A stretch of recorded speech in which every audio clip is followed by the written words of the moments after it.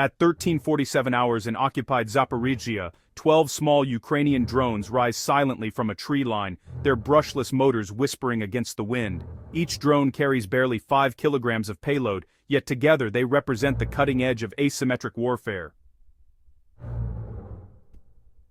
Four $400 machines, targeting a $120 million supply convoy. This is not a battle of equals, it's a test of innovation versus mass, silence versus power. What follows in the next 15 minutes will redefine how wars are fought in the 21st century. The target, a Russian ammunition train transporting thermobaric rockets to frontline divisions. Its destruction would not just cripple logistics, it would alter the operational tempo of the entire southern front. But, even as the drones begin their low-level approach, Russian counter-battery radar has already detected the operator's position.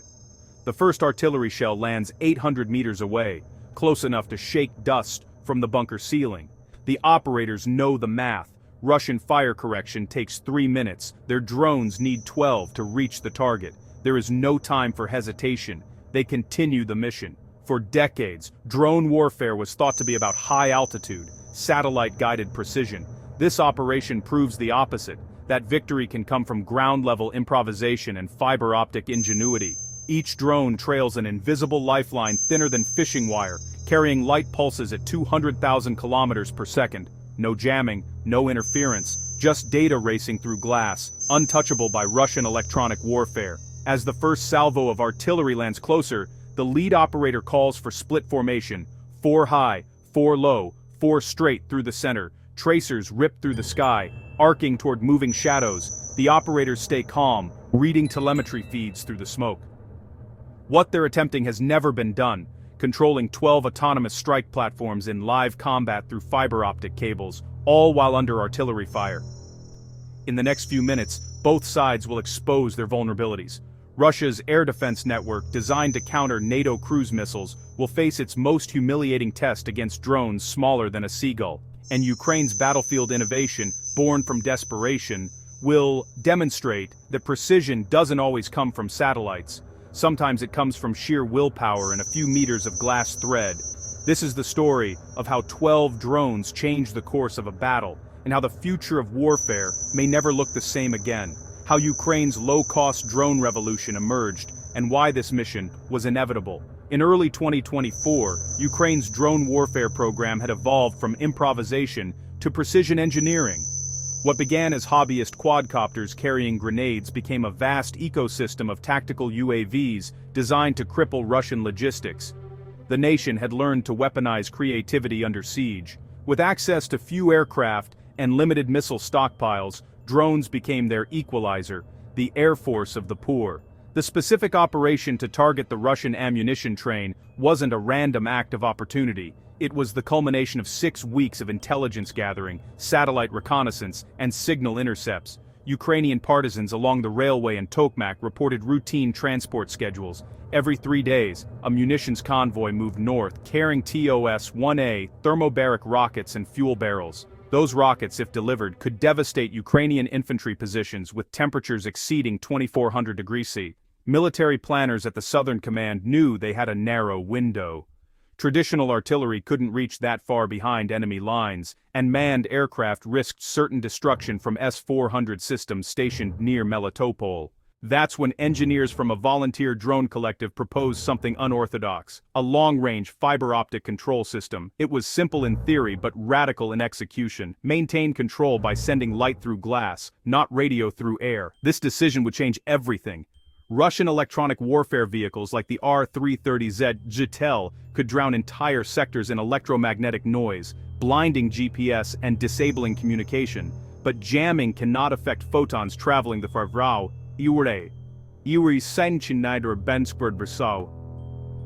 In one stroke, Ukraine had neutralized Russia's most expensive advantage. The team selected 12 modified racing drones for the mission. Each frame was rebuilt with carbon fiber arms, dual batteries, and a nose-mounted warhead converted from RPG-7 charges. Range, 14 km, speed, 97 km/h. Control fidelity, flawless. Cost per unit, less than $400. 3 bunkers were dug in a triangle formation, each 500 nenars apart, to ensure redundancy against artillery strikes. The operators trained for weeks in blackout conditions, rehearsing every scenario: cable severance, battery failure, signal delay. Their objective was not just to hit a train, but to prove that fiber-guided strike swarms could survive in the world's most hostile electronic environment. On the eve of the mission, analysts reviewed the plan under red light. Outside, the night was still except for the faint hum of generators. Every decision was data-driven: approach altitude, formation timing, jamming thresholds. For the first time, a frontline operation looked more like a lab experiment than a battlefield assault. When the clock hit 13:47 the next day, Ukraine's experiment entered history. The train's destruction would expose the flaw in Russia's entire doctrine: that overwhelming firepower means nothing when the enemy can outthink you at the speed of light. The moment of engagement, when data, precision, and raw nerve intersected at 14:47 hours. At 14:47 local time, 12 drones breached the Russian defensive envelope at an altitude of 50 meters, skimming the treetops like metallic hornets. Each was manually flown through a fiber-optic umbilical tether, a luminous thread linking human instinct to machine precision. From the operator's perspective, the feed was crystal clear: latency under 25 milliseconds, no jamming, no interference. Inside the control bunker, heart rate spiked. The lead operator, call sign Falcon 2, adjusted his throttle micro inputs with surgical precision. The fiber optic spools unwound smoothly as the drones accelerated through the perimeter, using terrain masking to stay invisible to ground radar. Every operator had rehearsed this hundreds of times in simulator runs, but real combat was a different dimension: sound, vibration, uncertainty. At 14:49, the first obstacle appeared: a Russian EW outpost scanning for RF emissions. The fiber connection made them invisible, but visual exposure was still fatal. Falcon 2 banked his drone hard right, hugging a gully as the camera feed flickered through a haze of dust. A second operator, Lynx 1, adjusted course 200 meters north to maintain formation integrity. Command telemetry confirmed all 12 drones were still active. Then, the decisive moment: the thermal signature of the target.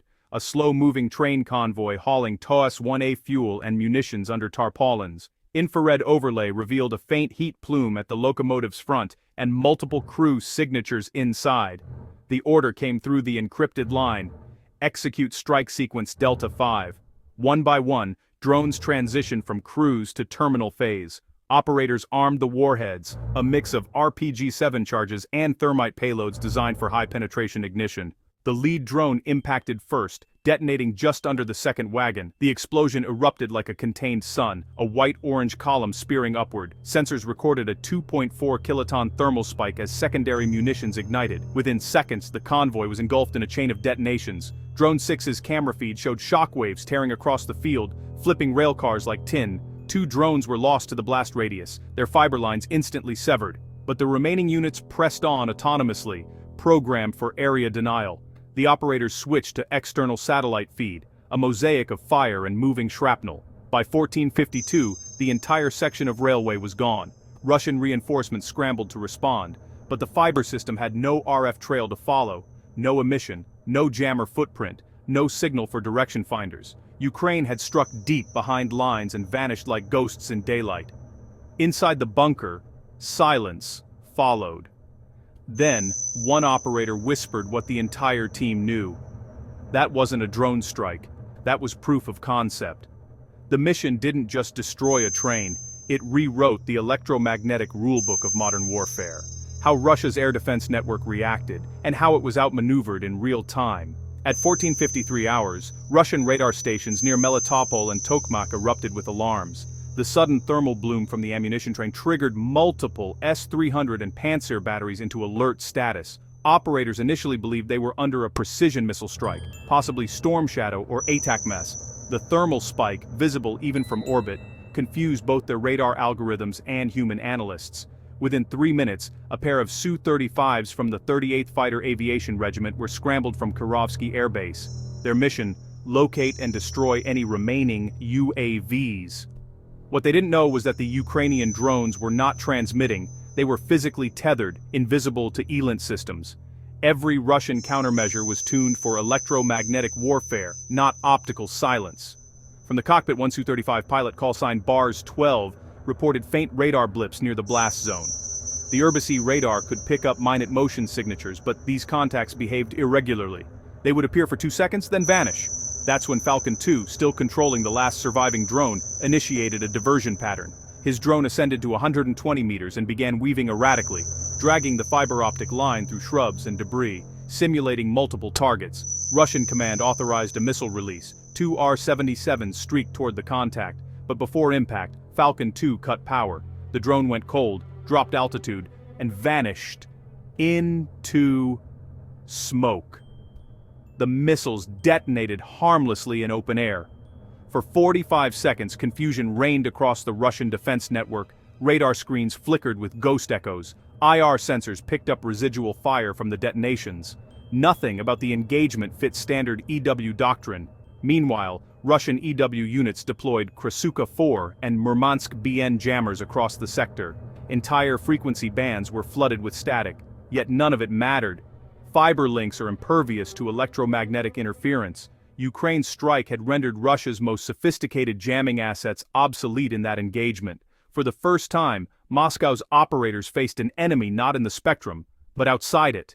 At 15:06, an Su-35 made a low pass over the burning wreck. The pilot's helmet camera captured a surreal sight, craters glowing molten red, the rail line melted and warped, fuel tanks still detonating in sequence. The mission was effectively concluded, but Russia still didn't understand what had hit them.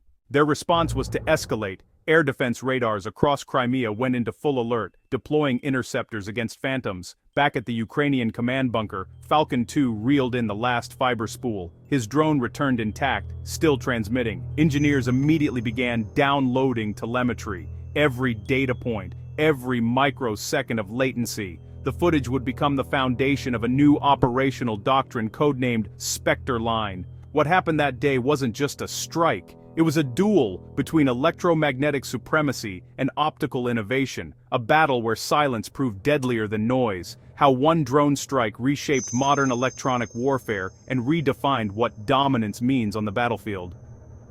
By 16:00, Arjids Gao 60 hours, the fire at the Tokmak rail junction had become a geopolitical signal flare. Satellite images from commercial constellations, Planet Labs, Maxar, and ISI, captured the burning wreck from orbit. Analysts in London, Washington, and Warsaw were stunned. 12 drones, each costing less than a consumer laptop, had executed a precision strike that bypassed the densest air defense grid in Eastern Europe. Russia's Ministry of Defense issued an immediate statement claiming the blast was an accidental munitions ignition, but intercepted communications told another story. Panic in regional command posts, hurried redeployments of EW vehicles, and emergency reviews of radar blind spots. It wasn't merely an operational failure, it was a revelation of doctrinal weakness. The electromagnetic spectrum, once Russia's fortress, had been flanked. Western defense observers quickly recognized the implications. Ukraine had demonstrated a scalable, repeatable method to conduct deep penetration strikes without reliance on satellite navigation or radio control. In military terms, that was revolutionary. Fiber-optic guidance introduced a new paradigm: non-emissive warfare. No signal, no jamming, no traceable signature. In electronic combat, silence is now a weapon. Within weeks, NATO's Joint Warfare Center began simulation studies on silent guidance operations. Pentagon analysts labeled the method optical spectrum maneuver. A concept once confined to underground labs in Zaporizhzhia had entered global doctrine. The cost-to-effect ratio stunned strategists. $5,000 in hardware for tens of millions in enemy losses. But beyond the tactical brilliance lay the psychological dimension. Russian soldiers on the front line began reporting ghost drones. Silent shapes gliding through smoke appearing from nowhere, unresponsive to jammers. Fear became an operational weapon. A battlefield saturated with invisible systems undermines confidence faster than any artillery barrage. Inside Ukraine, the success triggered a new wave of innovation. Engineers pushed for modular payloads, anti-radar pods, loitering sensors, even microfiber command lines designed to extend 30 kilometers. The Spectre Line doctrine evolved. Autonomous flight combined with fiber-guided final control, merging human intuition with machine precision. At the strategic level, the strike forced both sides to reconsider the nature of dominance. Superiority no longer belonged to those who owned the sky, but to those who could control the invisible connections within it. The electromagnetic spectrum, once a contest of power, had become a contest of absence, as one NATO analyst summarized it in a debrief months later. For decades, we sought to jam the enemy's signal. Ukraine taught us that the most dangerous signal is none at all. The Tokmak strike wasn't just a mission success, it was a doctrinal earthquake. The daylight itself became the weapon.